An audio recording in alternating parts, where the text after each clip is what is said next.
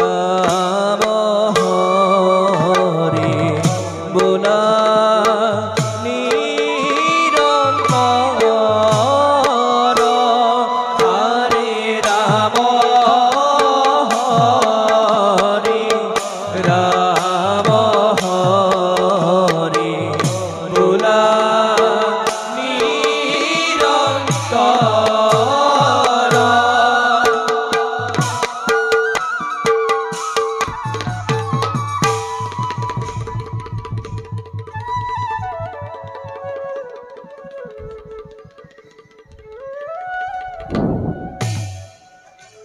দেবগণ দেবরা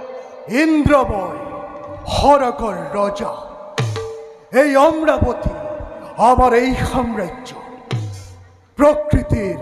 সমস্ত রূপ সম্মিলিত করি সৃষ্টিকর্তার অপূর্ব দান এই অমরাবতীপুর সৃষ্টিকর্তাই নিজ হাতে করছে সজন গোয়াহে অমর বন্ধু দেবরা এই অমরাবতীপুর নুহে জানু দেবতার আপন সম্পদ হয় দেবরা কিন্তু দেবগণ দেবরা অলপ দিনৰ আগতে দেৱৰ্ষি নাৰদে বাৰ্তা দি গ'ল এই পৃথিৱীত কিছুদিনৰ পাছতে মহাভয়ংকৰ মহাপ্ৰলয়ৰ সৃষ্টি হ'ব দেবৰা দৰিদ্ৰ জীৱ জন্তু মনুষ্যকে আদি কৰি একো জীয়াই নাথাকিব দেবৰা সকলোবোৰ ডুব যাব জলৰ মধ্য দেৱৰাজ আৰু তেতিয়াই যক্ষ ৰক্ষ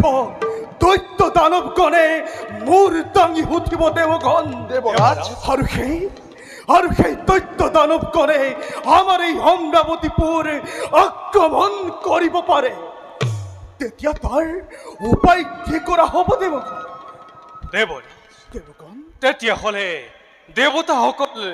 মনুষ্যৰ পূজা পাতল পোৱাৰ পৰা বঞ্চিত হ'ব দেৱতাবিলাকক কোনে দিব ইয়াৰ কি ব্যৱস্থা হ'ব মনুষ্যৰ পৰা পূজা পাতল নোপোৱাটো আমাৰ এই দুৰ্ভাগ্যৰ কথা যেতিয়ালৈকে পৃথিৱীত পূজা পাতল যাগ যজ্ঞ আদি নচলে সমগ্ৰ পৃথিৱীত অধৰ্মই শানি ধৰিব দেবৰা